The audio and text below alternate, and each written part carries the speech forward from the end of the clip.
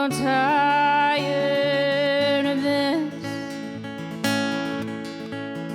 Long before we call it quits. 'Cause I'm too intense, and I require so much patience that I don't want to grasp at straws while I wait. And I don't want to have to get my fill from breadcrumbs, only breadcrumbs, breadcrumbs while I wait. Here with me is Megan Marlene of the Megan Marlene Band. Yeah, I don't know. The only crazy story I can think of, I had been dating this guy for like 2 weeks, and he's like, come out to a birthday party. And they killed a hog that day, and they put it on the barbecue. It was out in a field. And then he wrecked a four-wheeler, punctured along, had to be life-flighted. It was an eventful day. We never got to eat the pig, by the way. That sounds like a barbecue. Well, Yeah. next Saturday, November 11th, we've got a wine dinner. It's going to be a tour of Washington. We've got 6 different Washington wines, and I'm going to cheat because I'm not a wine guy. Don't get it twisted, guys. I'm for whiskey, so when I did a wine tasting, I brought in friends of mine that are experts. And we are going to do, I'm going to also butcher these names, so be prepared. Saint Michelle Lux Brew, Born in Fire Chardonnay, H3 Merlot, which is what we have in front of us, a Tenant Syrah, I'm not even going to pretend to know that one, Altered Dim Cab, a Chateau Saint Michelle Indian Wells Riesling. So on these wines, normally I'm not a big wine guy. One of my favorites was the H3 though. I use this Merlot today, and what we're going to do with this dish, these are going to be 5 or 6 different courses. In this course, they're going to be rather small compared to what we normally do. Like our last whiskey dinner, I think we did a 20-ounce bone-in ribeye. So normally we're used to big portions, 14-ounce pork chops, something like that. We're going to do more courses. They're going to be smaller, and they're going to be just as good. So this is a seared pork chop with a Merlot and cherry reduction on top of it. Let's pour some wine. Sounds good to Here me. with me is Megan Marlene of the Megan Marlene Band. Y'all didn't get another name and didn't tell me, right? Not yet. Good. We've been bouncing around some ideas, but Well, I just knew as soon as I said it, it was going to be wrong Right. because that's it's mine. out of date, right? That's me.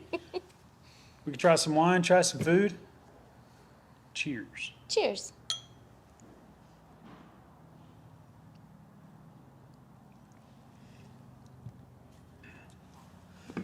I'm a real, when I like wines, they're going to be Merlots, they're going to be Cabs or Reds. I'm not a big white wine guy at all. That's really good. Yeah. It's going to go really good with this pork chop with this cherry reduction.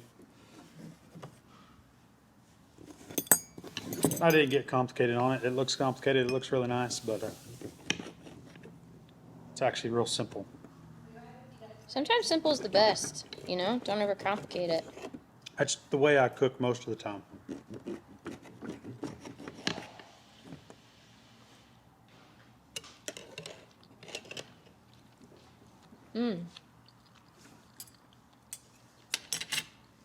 I like the pepper.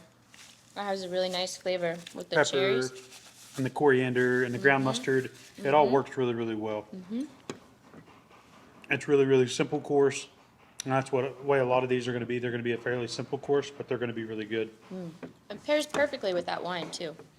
Good choice. Well, and part of it is that I use the wine in the reduction sauce. So a lot of my meals, we try to put whatever alcohol we're having with that course. Like I did a bourbon pineapple upside down cake with a barreled old fashioned. We took that barreled old fashioned and I made a caramel reduction for the pineapple upside down cake. Nice. And then we paired the smoked old fashioned at the end with it, so it turned out really, really good. Sounds amazing. Some of the other things we'll be having, We'll have our version of a charcuterie board with Cool. one of the wines. We're gonna probably end up doing a key lime pie, homemade key lime pie to end the night. Nice. Beef cheeks is gonna be Cool. is gonna pair, I believe, with the altered dim cab. I believe is what we're gonna do with our beef cheeks. Awesome. And we'll do a beef cheeks with a red wine sauce, and it'll be really deep, really fatty, really rich. We're gonna do a salad, and I can't remember which one we're gonna do with that because I've got it written down, but a lot of this stuff I tweak it. Like I'll cook it 2 more times between now and next week, maybe 3, Make sure it's perfect. and I may switch the wines up, but it'll be Right. it'll be something we'll put a lot of effort to. And even though, like I said, I'm not a real big wine guy, the food will taste good. I guarantee you that. Oh yeah. We've If this already is any indication. yeah, 5 tables is 6. Yeah, that math works.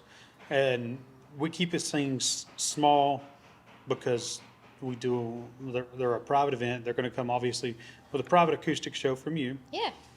It'll be about a 2-hour event when we'll hang out afterwards.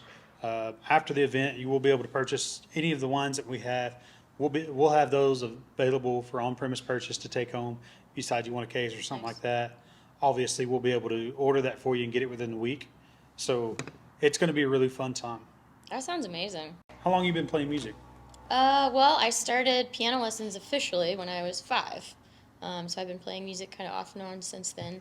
But actually, gigging out like I'm doing now, I've only been doing that for about 3 years. Yeah. So not very long. What do you think about the Oklahoma music scene? It's amazing. I think it's really unique. It's not like any other place in the world. It's very songwriter heavy, which I think pushes us to be better. And we all joke like there's something in the water here because all my friends write songs. All of them. Right, but I don't know that it's in the water. I think it's about the support system. I think it's we all support each other and push each other to do better and grow. Yeah, well, like tonight with our songwriter circle, these are not guys that are just out gigging. These are guys that are writing their own songs, and they're bringing their songs out tonight to share as much with their peers and test out and get feedback on and say, hey, man, what do you think about that? Do I need to change this? Would it be better with this? And a lot of times, other ears, there's so many talented musicians. Besides Nashville, we probably have the heaviest per capita songwriters, singers, pure talent. I believe that. It's wild. It's great. We did the Seventh Day Rebellion last weekend. Was it last weekend or 2 weekends ago? Yeah, that sounds right. And we had 25 or 30 different artists in here that were just killers. Yeah. Killers. It's intimidating to be a part of that because like all the most critical ears are sitting in that room when you're playing your songs. Absolutely. And It's fun for that reason, but it's also very intimidating. you're like, okay, when I miss something, these guys are going to know it. Everybody knows. Everybody knows. Yep. And you're like, well, crap. But But it makes us better. It just makes us high tides rise all boats. That's the way I feel about the music scene around here. If I could sum it up. Competition breeds competition. Yeah, it's great. And that's just the way it is. What inspires you about your music? Just pushing and growing, I think. I've grown so much in the past 3 years, and learning to play with a band. When I started gigging, I think I was like, well, why do I want to even do this? What is pushing me to make this shift? And I think the biggest thing that it came down to is like, I want to play music with my friends. I would love to be able to like go to a campfire and just have people play lead with me or have a drummer play with me. But I didn't know how to do that really. But again, back to the scene here, there's so many talented people who just show you how to do this stuff. And if you ask questions, they're so sweet and encouraging, and they'll just help you. And so I've been able to really build something in the last 3 years I didn't think was going to be possible. Man, and that's what I like. Just like a couple weeks ago when you were up here singing, and then all of a sudden you had Cooper Morrow backing you up. Oh, I love that. I think he's going to play with me more. He's so killer. excited.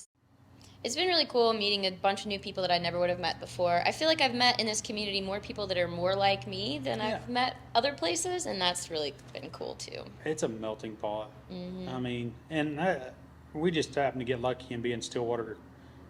There's so much history here. Yeah, I mean, that's we were true. just talking about the farm earlier. There's no telling who will be at the farm. I know. You have no idea. Yeah, it could be anybody. Yeah. Dan Martin might be sleeping out there in his van, or they may be 50 know. people. Right, it's true. And all of them musicians or tied Yep. to the musical industry in some way. Yep, it's true. But, It's really neat. so on this, you can get your tickets on our events page, stillwater.badbrads.com. I want to say I've either got 14 or 16 tickets left. This is going to be $140 a person. That's what most of our events, our private events, run. It includes 6 courses, 6 different wine pairings, and it also includes obviously a private acoustic show.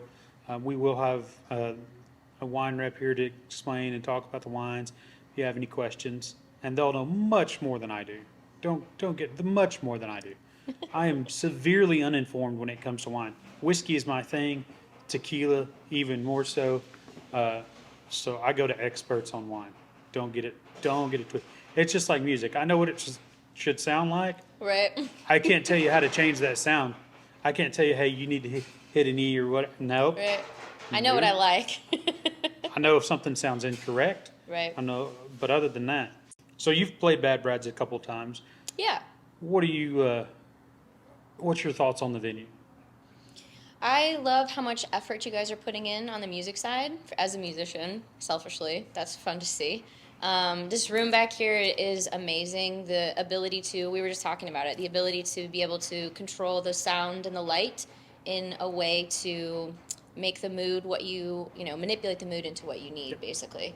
And just the stage that you've built, all the additions have been great. It's a fun space to play in here because I think that transition from the normal restaurant into this room is different. People's brains are like, oh, this is a listening space. Yep. And that's the way it feels when you walk into this room.